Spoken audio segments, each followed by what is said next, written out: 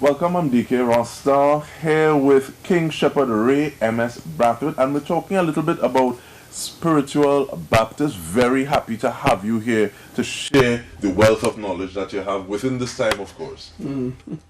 I thank you. I thank you for the invitation. And I always say yes to these invitations with the simple mission of demystifying the faith. And with regard to that sort of demystifying, I want to start from the ground up. So when I hear the term or the name spiritual Baptist, I wonder sometimes whether or not shouter Baptist is the same. I've heard that it can be a bit of a pejorative term. So I'll say so we're starting from there, from the ground up, like I said. All right. Well, over the years, you started to hear all kinds of derivatives: shouter Baptist, Shango Baptist, etc. But when it comes to us, the word shouter was part of the process of criminalizing the faith. So, in November of 1917, a law was enacted, a most draconian prohibition ordinance called the Shouters Prohibition Ordinance of 1917. And that word shouter became who we are. But over time, the leaders at the time made a change to officially call themselves spiritual Baptists. When I think of spiritual Baptist, one of the things that immediately comes to mind is the bell. What's the significance of the bell in the faith, and does it serve similar purposes in others? Or Yes, it does. It's just that some people use small bells and we use large bells. But a bell is a bell. So that if you go to some of the other established churches, they do ring the bell because the bell is a symbol of being present. Yes, in one instant. But for us as well, it's a symbol of we are alive, we are ready to start the process. And it is a call to be present. And this is not only physical presence, but to be present, ready to function. many religions, faiths, ways of life or being, they talk about love and light.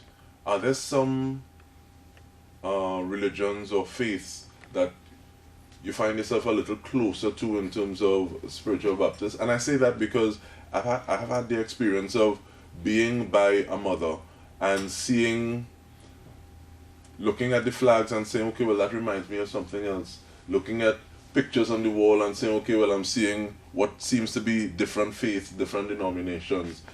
So are there faiths or religions that spiritual Baptists find themselves a little closer to than others? Well, the life of a spiritual Baptist is one of that when God scattered his people across the earth, he presented 12 tribes. Yes? And therefore you may find a practitioner who in the spirit is aligned to one of those 12. And therefore you may find a person might manifest being Islamic and speak fluent Arabic. They may manifest as being Hindu and speak fluent Hindu. And that's a natural part of the life of a spiritual Baptist. So we really walk all the roads. Some may say that we use other churches' vessels, and we say no, those vessels are already out of East Africa. So from East Africa to here, what is some of the process in terms of the way that it is manifest or present itself? Well, when our foreparents came to this region, some were Islamic, some were traditional Africans, and some were Christians. And the point at which our foreparents came from is unknown to most people, other than how they speak and what they practiced. So some may had months of travel across Africa, coming from east, south, with the whole of the West Africa, with Senegal, Nigeria, Gambia, a lot out of Ghana as well. Yes? And therefore, our people came from all these regions. But they came with their hearts, even though you strip them of everything else. And therefore, with their hearts, they started to evolve in directions against the establishment. In terms of that evolution and thinking of different tribes, colors, are there colors that the faith would cleave to a little more? We also look at flags and even flowers. Okay, we do not speak in the language of flags. We say banners. Okay. Because everything we do, you can find it in the scriptures. The scripture speaks of banners. Right? And therefore, in terms of alignment with colors, people get colors not by their choice, but from out of the mourning ground. When they are on the mourning ground, depends on what they evolve to become. There are certain colors assigned to those things. So they have tendencies to wear those colors in doing your spiritual work because that is what you were given. It is not a case where I like brown and therefore I'll wear brown to church. I may, but when it comes to doing the work of God, you wear the colors that you were assigned while on the mourning ground. And in terms of that assignment, is it sometimes like a King Shepherd? Is that you see, all right, I think this is the direction that this person will be having even before that official, I guess, spiritual assignment takes place. So are you able to kind of pull someone along that line? Most of the seniors have the eyes of discernment, yes? And therefore, out of contact with someone, out of your aura, things and messages are given. And therefore, based on that, we can guide the pilgrim or guide the faithful in certain directions spiritually. Now, looking at and I'm glad you raised the issue or the topic of spirituality. On your musical moments, I saw you said Baptistness sweet too bad. But what are some of those characteristics that you think someone who is walking or that pilgrim is supposed to be espousing as a spiritual Baptist? Well, in a simple sense, real Baptistness can be in three areas. Yeah, one does not stand independent of the other. So you cannot say that to be a good spiritual Baptist, this single portion will take you there. So we say that the rhythm of the people, the rhythm of the faith, it is a very important aspect of our vibration. So we sing, we dance, we make music. The drums and the tambourines and those things are only aids to what God gave us naturally. God gave us the ability to make songs with our feet and our hands and our voices. And therefore, those things prepare us for the Word of God.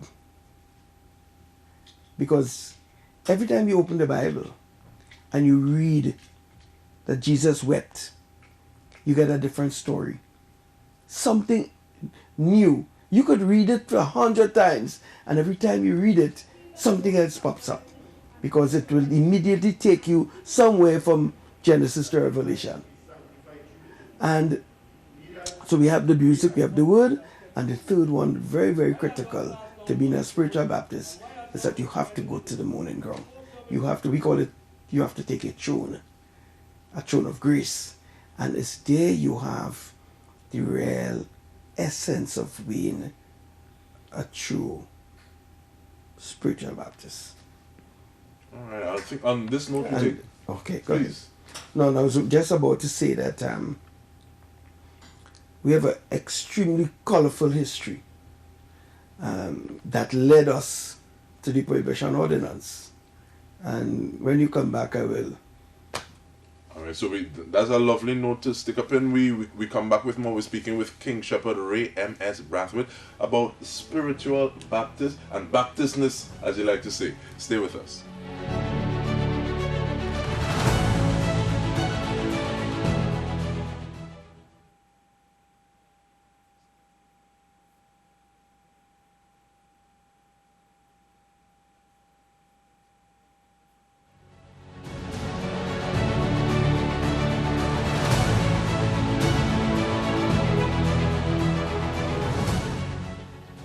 Welcome back. We are speaking with King Shepherd Ray M.S. Brathwaite about spiritual Baptistness, as you like to say. And you said there's a colorful history that would have led up to the prohibition. Give us some signposts along that journey, fam. Well, um, in the history of the colonies, there was no difference between state and church. In fact, if you're writing the king, in those days you write His Most Catholic King X, Y, or Z. And therefore, everything that was done then, you cannot separate it between the state and the church. It was on June 30th, 1800, that Thomas Picton, that Picton Street, wrote into law that it is incumbent on the slave masters to instill Christian practices among his charges. He wrote that into law. And the rationale was that they will develop a degree of morality. I think he was fast and out of place. Fast and out of place because you took people of different ranks, kings and princes and princesses, and people of different skill sets, and forced them into this region and say they have no moral conduct. And then he wrote further, he signed into law further to say that any slave that is found with any instruments of the obeahman and other forms of description shall be taken to before the constabulary. So it meant that the very things that we use with the goblets and the tarrier and the lota and all those things would have been considered the tools of the obeahman. So this is 1800. And then when we come further, there's two bits of the story. One bit of the story is when those former slaves who fought with the British in the struggle in the Civil War for independence in the United States, and who got gifts of land that ended up being the Sixth Company and Fifth Company and Hard Bargain and those places. Some people say that they brought spiritual Baptists to Trinidad. And I say no, they brought Baptists with them because that was their teaching in the United States. But they were in an environment of controlled spiritualism. Whenever they went to service, the white slave master or his overseer sat in the service, and they had to do it the very way that they did it for themselves. Yes? So out of their presence we may have gotten Independent Baptists, London Baptists, Fundamental Baptists. But while that was happening and while the slave masters were doing the bidding of the law, some of our ancestors said that is not what they want. I call the spiritual Baptists an IBG. I call it an IBG because in most religions you can trace the history and you can write a name of a person who started it. But we cannot do that for the spiritual Baptist faith. IBG in this case means inspired by God. And that brings me to the question. Sometimes it feels as though some religions of faith, they deal more with the head a little bit. So we have individuals, they say, okay, well, this person is in power, this is the church they go to, so I'm going to that church. But it feels as though some are a little more of the heart. So you go and you feel a type of fulfillment that you don't necessarily feel in the other one, where it's kind of prescripted that, okay, well, I'm supposed to go to that one, but I want to go to this one. And it makes me ask the question, because it seems as though the spiritual Baptist faith is attracting a wide cross-section demographic. So it's not just about ages, it's not In, in just about fact, ethnicity. in fact, I will say to you that in very recent times, the dismantling of some of the mysteries through the internet and through the ability to talk with each other quickly and instantly, there's a wave of young people now that I'm impressed with. And I mean, at my age, I'm going to be 69 shortly, but they have me as one of their members in their chats. And and I'm glad, because if they ask a question, I can help with the answer.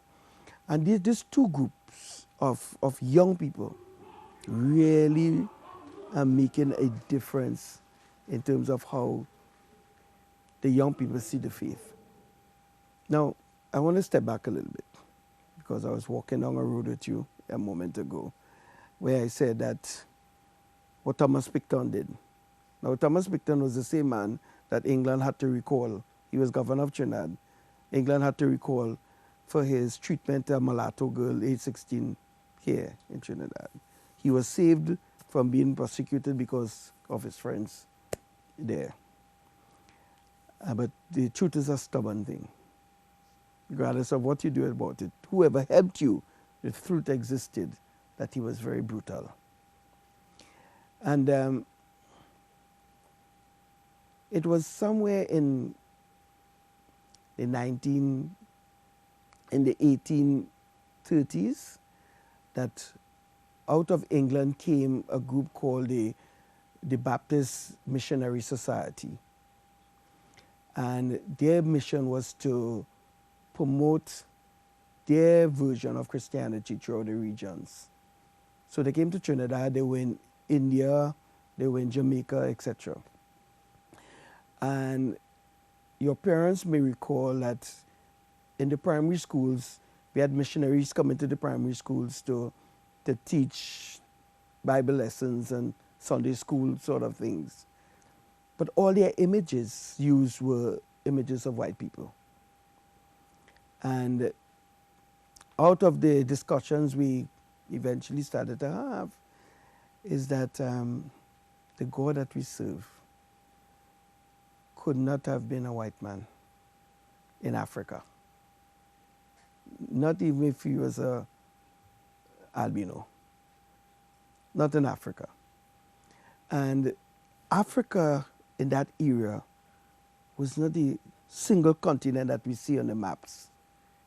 Because of that new band that is called the Middle East, all that was considered Africa, including India. I say to my Indian colleagues, where people may want to say that Indians are racist against Africans, I say no, that cannot be. They could be tribal, but not racial, because we are all one of the same. And in terms of that one of the same, we have like a minute and a half in this part of the conversation, and you spoke about being included in some of the chats with the younger members of the faith. Virtual wayside services. I want, in this last minute, I want you to talk about those, please. Well, we have a tradition of wayside service. Wayside from ever since you know that you could expect to see spiritual Baptist communities under the Express House or at some street corner. And that gave confidence to the people, because notwithstanding the fact that we were criminalized, people knew that we could change things through our prayer and supplication. They know that. And therefore, when there's danger, they expect the spiritual Baptists to be there prayerfully, because we believe in effectual and fervent prayer. And so the wayside services was a very powerful tool. But in recent times, we started to drift away from it. Now, because of the pandemic, and we realize that we have to do things and to reach our people. Now, you spoke of the House of Baptistness that I do in the musical moments. The intention is to be able to reach the diaspora. And the diaspora is Australia, Hanover, Germany, London, United States, etc. And therefore, when we do a virtual wayside, it is not only for us in Trinidad and Tobago, but for the reach of the spiritual Baptists. And therefore, a virtual wayside is the very space that you have here, we create under the Express House or under the Guardian Building or under Creb Junction, San Fernando by Library Corner, Gasperlo, right by that piece where KFC is, you know, those intersections. And we create a space, we consecrate the place, and we have a powerful service. I want to thank you for giving us a lot of insight at this point in time, and we look forward so we can get things as time progresses as well. King Shepherd Ray M.S. Brathwaite, and we want to thank you on behalf of the entire team for tuning in, and BK Ronsta. Have a good night.